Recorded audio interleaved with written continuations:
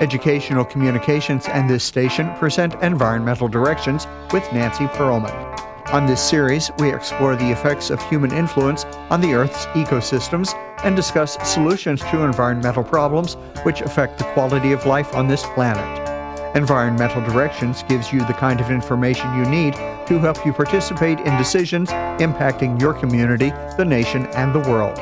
Now, here's your host, Nancy Pearlman. Hello, my guest is Raman Pathik. He is the former founder of an electroplating company in India and worked in the field in the United States. He's an applied knowledge mentor in quality of life and transformation. He's a mentor at Job Corps, as well as being a pastoral care associate at his Unitarian Universal Church. And he is a teacher at the Spirit of Life Center, as well as being author of The Simple Solution. Welcome. It's a pleasure to have you with us. Good day. You have written a wonderful book describing how we can create healthy, happy, and loving people, sustainable, self-sufficient, nonviolent lives to develop our spiritual, social, physical, and mental health. And by doing that, we can also be better care people for our environment. You have created this concept of the simple solution. Can you summarize it in any way? Yes, the simple solution is based on simplicity, self-sufficiency, non-violence, and nature of our biological major organic components in the environment. Nature is the science of biophysical or natural environment.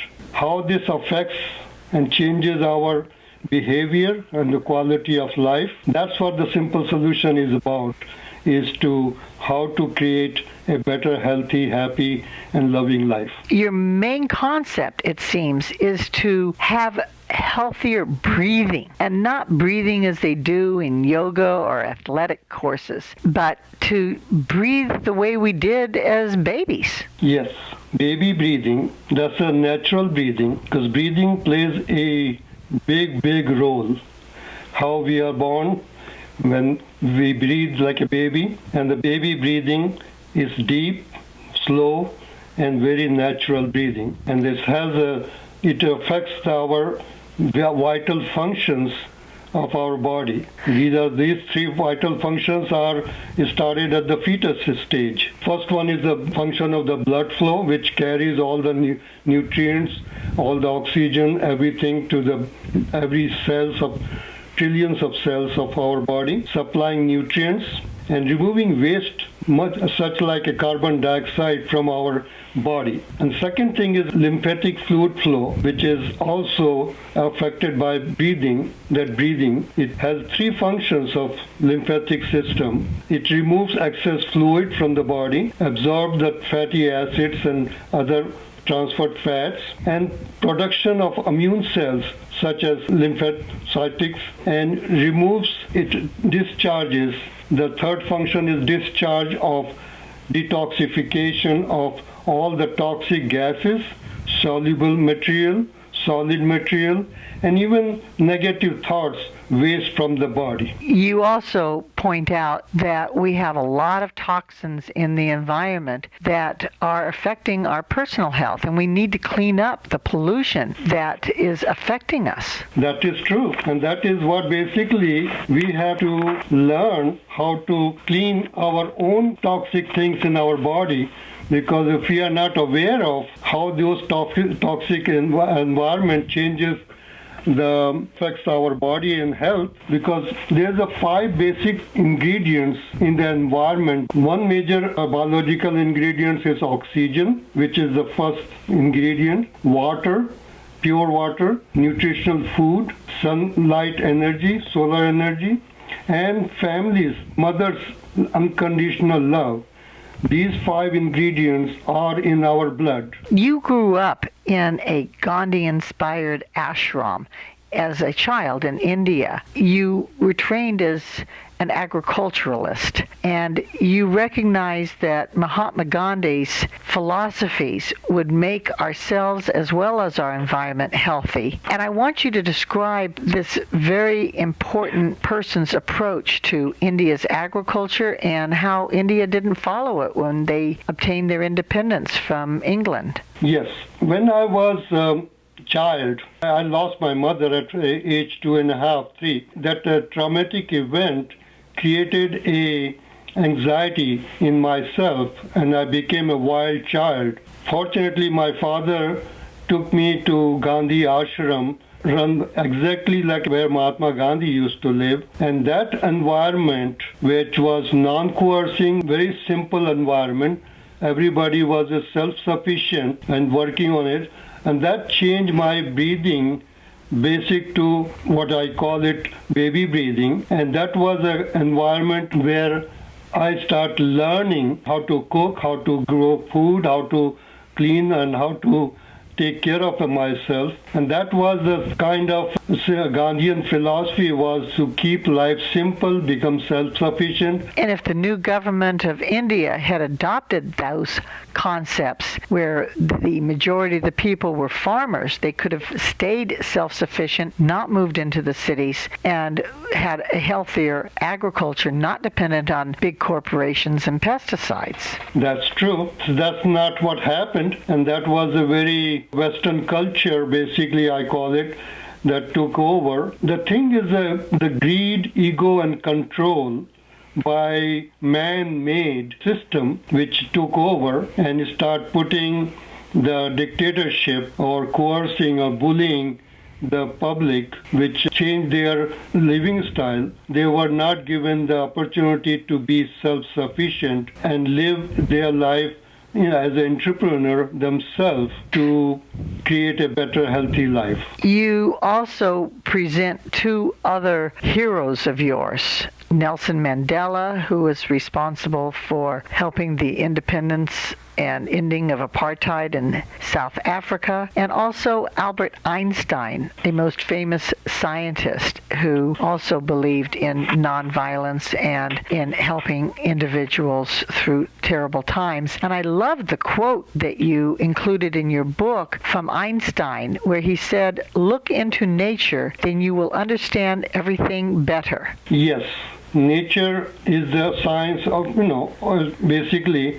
And when you look at the history, billions of years ago, when in ocean became first environmentally balanced, which components of oxygen, water, nutritional food, and solar energy. And the first amoeba, the single cell amoeba, was started. And since then, ocean became a home for trillions of ocean life. Then same thing, the environment took over the earth. Earth became the home for the trillions of earth life.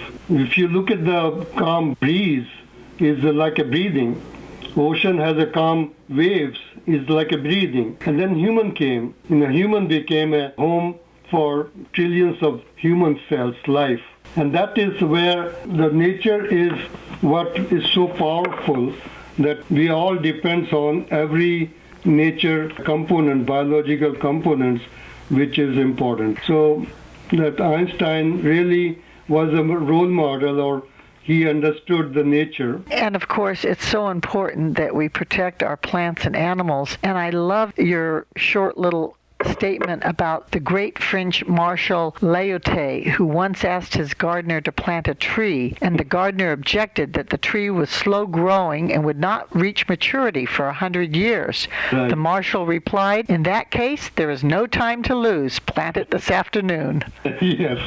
There is no quick fix for anything. If you want to bring a balance in our environment, the oxygen and the carbon dioxide, we have to continue planting new trees.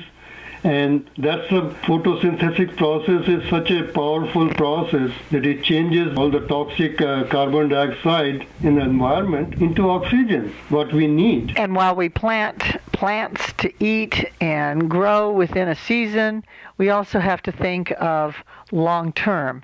and plant for the future as well. Yes, yes. I said that you had also mentioned Nelson Mandela as one of your heroes, and his life is fascinating because he was active in civil rights, trying to get everybody equal in the South African country of South Africa. He was imprisoned 27 years, but it didn't stop him. And he then became free, apartheid ended, and he actually became president of the country. He's really an example of how one has to continue for a long, long time sometimes to achieve our goal. And that's something we can apply to achieving our goal of saving and protecting our environment. That's true. And that is where Mahatma Gandhi had so much influence on even Mandela. Inequality, the violence, and the health problems, and education system is all related to environment. How environment affects our health system, violence, inequality. We need to find a root cause for how to prevent all these things. You have a chapter about the environment with two major themes, it seems. One is that we need to simplify our lives, not be wrapped up in consumerism and buying new and wasting all the time. And the other goes back to your agricultural training, where you advocate growing food in an organic manner and are eating organic food. Yes,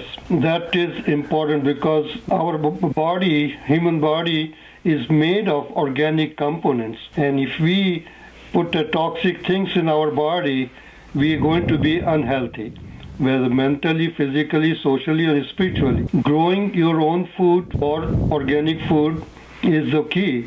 In fact, you also are planning a new center, a simple solution center, to have people gather, to have fun and lifetime support, to manifest our human rights to be healthy, happy, and loving human beings. Right. This is going to be near Harpers Ferry, West Virginia. Yes, I'm planning that because people learn by experiencing it themselves. And that is the experience center where they can come and experience that kind of simple and healthy lifestyle or environment. On the cover of your book, The Simple Solution, you ask a question. I'm going to ask it of you and see if you can provide a simple answer. Are fear and chaos destroying our healthy, happy, and loving environment? Yes, anxiety. When we have anxiety, that creates a fear, chaos, and destroys our healthy, happy condition because it affects our breathing and it changes the environment inside our body. Because you studied chemistry and physics, biology, agronomy, economics, in India you started your own electroplating company, and then you moved to the United States and worked in that industry for 12 more years. Isn't that a polluting kind of industry? Did you ever feel guilty about what you were doing? I do, and I did leave that company because I realized that it's very polluting, and I tried to learn how to not to discharge all those bad chemicals and all. So I worked with the EPA and worked how to control that pollution. You currently are a teacher at Spirit of Life Center, provide pastoral care at your Unitarian Universal Church, you're a mentor at Job Corps. What do people need from you to help them become better individuals personally and hopefully to become activists to save the world and help our environment? What I'm trying to do is I don't want to create a system, but I'm trying to help people through a simple process of how they can be self-caretaker, become a proactive. You have certainly provided a lot of food for thought and support for changing our lifestyles so that we can all enjoy having a healthier, happier life. I want to thank you for all the information that you provide and suggestions, and thank you for being my guest. Thank you, Nancy, and appreciate very much for giving me opportunity to share this information. Thank you. Thank you, Nancy. I have been speaking with Raman Pathik. He is a mentor in the quality of life and transformation movement and author of The Simple Solution. I'm Nancy Pearlman. Thank you very much for joining us, and do tune in again next week.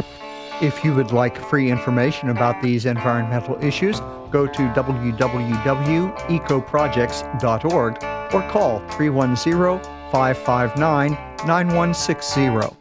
Environmental Directions with your host, Nancy Pearlman, is a community affairs program of the nonprofit organization Educational Communications and this station.